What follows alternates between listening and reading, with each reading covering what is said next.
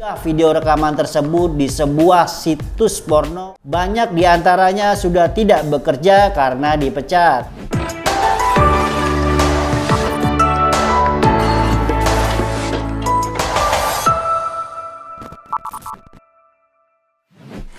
Hai Sobat Negeriku, akhirnya jumpa lagi kita di reactionjpn.com. Ada cerita di balik berita. Kembali bersaya Anam yang akan membawakan 5 berita terpopuler sepekan terakhir. Sejumlah topik menarik akan kita bahas, mulai soal hukum, entertain, politik, sampai kabar soal CPNS dan P3K. Kita mulai ya. Mengawali reactionjpn.com di pekan ini akan kita buka soal hukum, yang mana berita itu berjudul "Salah tangkap di Grobogan, Kusyanto tak bisa lagi cari nafkah, polisi hanya minta maaf". Seperti diketahui, belum lama ini terjadi aksi salah tangkap yang kembali dilakukan oleh oknum Polri. Kejadian ini dialami oleh Kusyanto, 38 tahun, yang merupakan warga Grobogan, Jawa Tengah.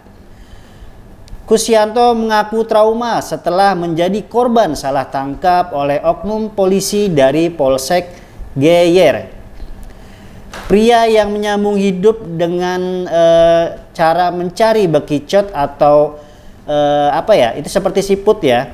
Itu diketahui dipaksa berdamai usai dirinya difitnah karena dirinya dituduh mencuri sebuah alat kalau tidak salah infonya itu alat penyedot air atau pompa.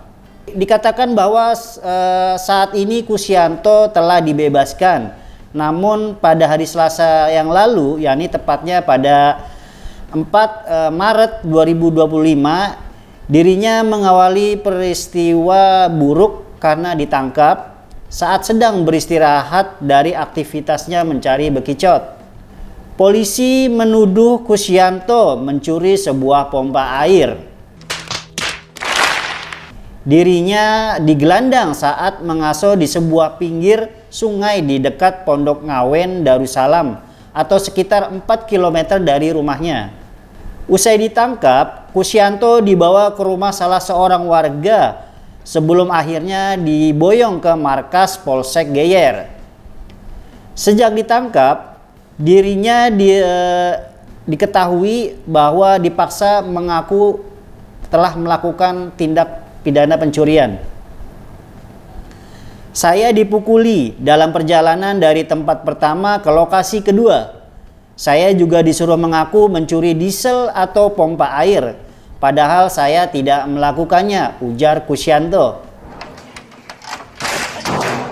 Berita perihal salah tangkap yang dilakukan oleh oknum Polri terhadap seorang pencari bekicot di wilayah Grobogan ini mendapat kritikan serius dari para sobat negeriku.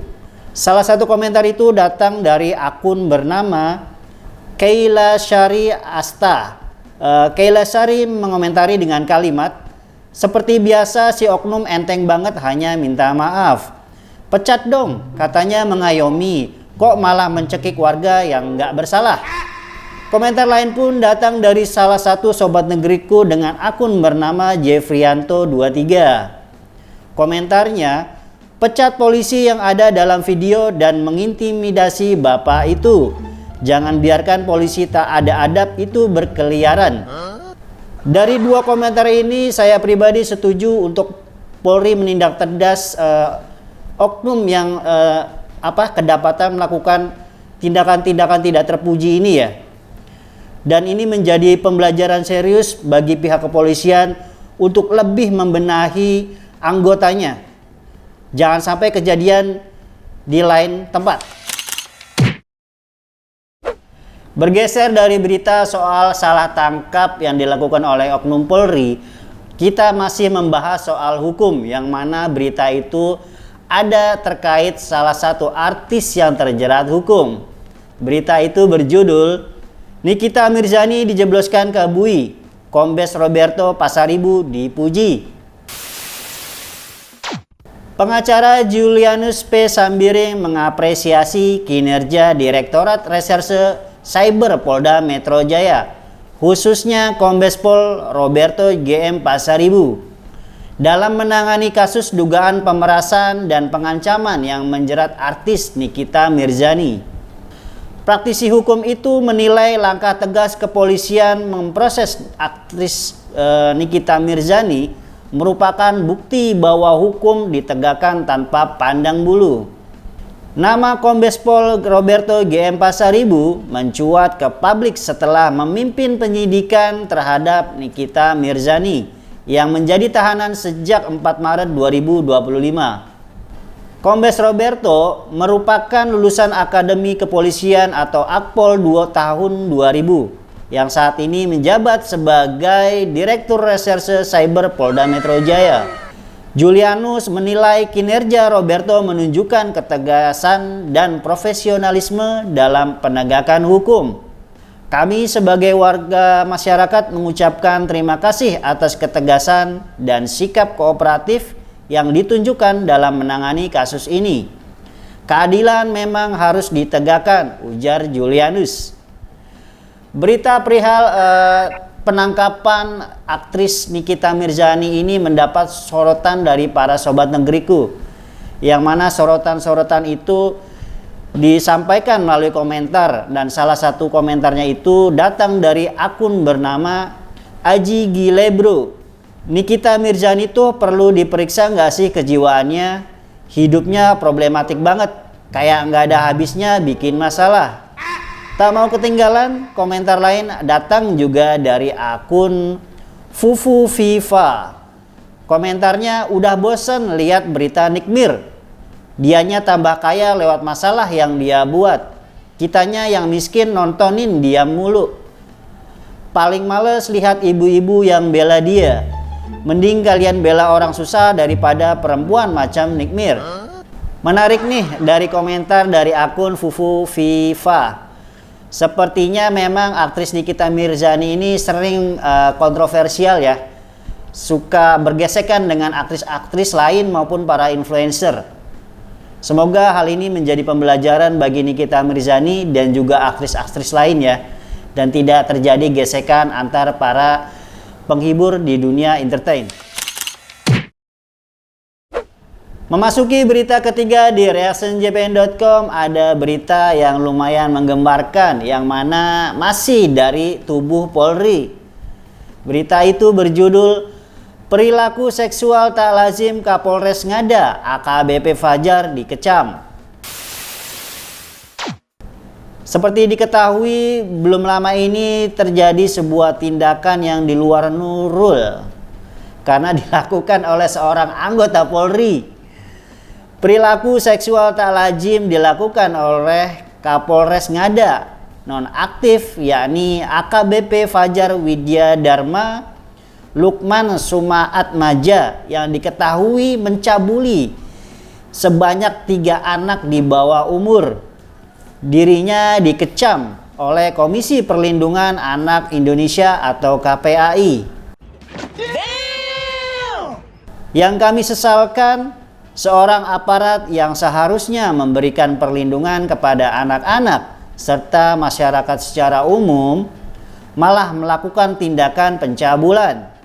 Bahkan lebih dari 1 korbannya berdasarkan informasi yang kami terima, ujar Ketua KPAI AI Mariati Solihah. Mariati menyampaikan itu berkaitan dengan kasus dugaan pencabulan yang dilakukan oleh Kapolres Ngada AKBP Fajar Widya Dharma Lukman Sumaat Maja terhadap 3 orang anak di bawah umur. Ketika korban itu diketahui berusia sekitar 14 hingga 12 tahun. Dan ada juga yang berusia 3 tahun. Wah, parah sih ini. Saat melakukan perbuatan pencabulan itu, ternyata Bapak Kapolres ini juga merekamnya. Waduh, bahaya ini. Di luar itu ternyata juga dikabarkan Bapak Kapolres mengunggah video rekaman tersebut di sebuah situs porno yang ada di luar negeri. Wah. Mariati mengatakan bahwa pihaknya sudah berkoordinasi dengan Direktorat PPA dan PPO Mabes Polri untuk melakukan langkah asistensi dan verifikasi lanjutan karena ada penegakan hukum yang sangat akut, di mana pelaku sebagai kepala atau Kapolres ya dalam maksudnya ini, yang seharusnya memiliki profesionalitas serta menjunjung tinggi harkat dan martabat kepolisian justru melakukan pelanggaran, ujar Mariati.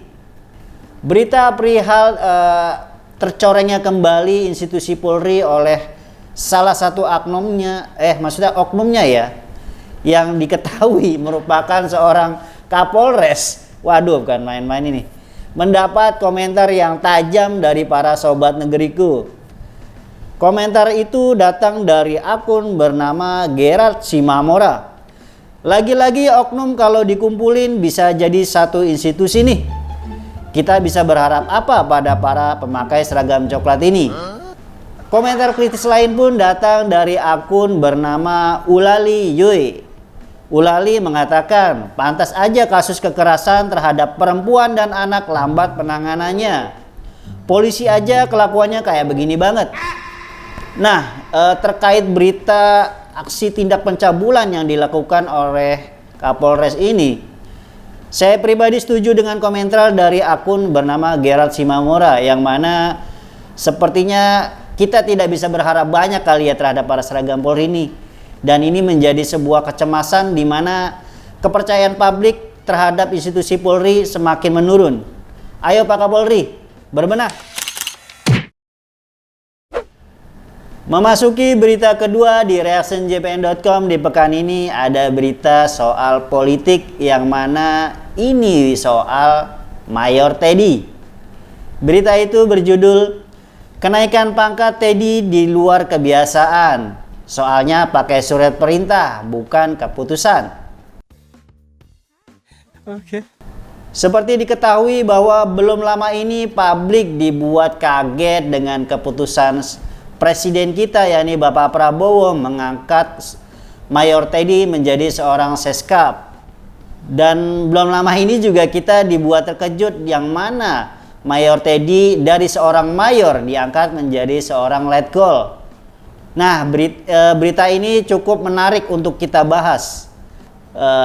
Dan berita ini pun mendapat sorotan dari anggota DPR. Anggota DPR Komisi 1 yakni TB Hasanuddin menyinggung pernyataan Panglima TNI Jenderal Agus Subianto yang menyikapi kenaikan pangkat Sekretaris Militer atau Seskap Teddy Indra Wijaya dari Mayor ke Letkol. Adapun pernyataan Jenderal Agus yang dimaksud TB Hasanuddin ialah saat Panglima TNI meminta prajurit aktif mundur ketika menempati posisi sipil. Saya mengutip juga pendapat dari Panglima TNI. Ya, harus keluar juga dari prajurit TNI, ujar TB Hasanuddin menjawab awak media di Komplek Parlemen Senayan beberapa waktu yang lalu. Toh, kata legislator fraksi PDI Perjuangan itu, Panglima TNI bukan menerbitkan surat keputusan ketika menaikkan pangkat Teddy dari mayor ke letkol. Tidak mengeluarkan surat keputusan, tetapi mengeluarkan surat perintah bahwa Mayor Teddy diperintahkan untuk naik menjadi letnan kolonel, ujar TB Hasanuddin. Menurut Kang TB, Panglima TNI bias menerbitkan surat keputusan berdasarkan usulan ketika ingin menaikkan pangkat seorang prajurit. Berita perihal kenaikan pangkat yang dialami seorang Mayor Teddy menjadi seorang letkol mendapat kritikan yang lumayan tajam dari para sobat negeriku. Kritikan itu datang dari salah satu sobat negeriku yang mana bernama Kiki Tara. Wah, ibu negara naik pangkat, selamat ya. Ini pasti hadiah dari presiden. Selamat ibu negara. Ada komentar lain juga yang datang dari sobat negeriku dari akun bernama Lina Yuta. Lina mengomentari dengan kalimat, terserah Pak Prabowo aja deh. biar negara ini hancur. Hancur karena pemerintahannya sibuk bagi-bagi kue. Rakyatnya berjuang sendiri. BTW selamat ya Ibu Negara naik pangkat.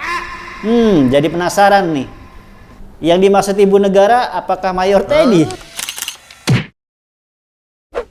Usai dari berita urutan kelima, 4, 3, 2, akhirnya kita sampai di berita paling terpopuler di reactionjpn.com. Berita itu berjudul Penundaan Pengangkatan CPNS dan P3K 2024. Banyak makan korban. Dipecat cari kerja sulit. Penundaan pengangkatan CPNS dan P3K 2024 banyak memakan korban. Itu karena banyak peserta yang sudah dipecat dan diminta mundur teratur oleh instansinya. Penundaan pengangkatan CPNS dan P3K 2024 dampaknya luar biasa. Bukan hanya honorer yang berteriak, CPNS juga megap-megap, ujar Ketua Aparatur Sipil Negara Pegawai Pemerintah dengan Perjanjian Kerja atau ASN P3K Guru 2022 Provinsi Riau Bapak Eko Wibowo belum lama ini. Eko Wibowo mengungkapkan cukup banyak juga honorer muda yang mendaftar CPNS dan akhirnya lulus. Ketika sudah dinyatakan lulus, mereka diminta mengundurkan diri. Bisa dibayangkan 7 bulan tidak mendapat gaji sehingga menimbulkan masalah baru. CPNS terhitung mulai tanggal 1 Oktober 2025, tetapi masalahnya dalam beberapa bulan ke depan, mereka membiayai kehidupan sehari-hari seperti apa? Apalagi cari kerja susah, ujar Ekowi. Demikian pula nasib para guru honorer dan tenaga kependidikan atau tendik yang lulus P3K 2024 tahap 1. Banyak diantaranya sudah tidak bekerja karena dipecat. Mereka itu masih Bapak Ekowi yang mengatakan sudah berkeluarga dan punya banyak tanggungan.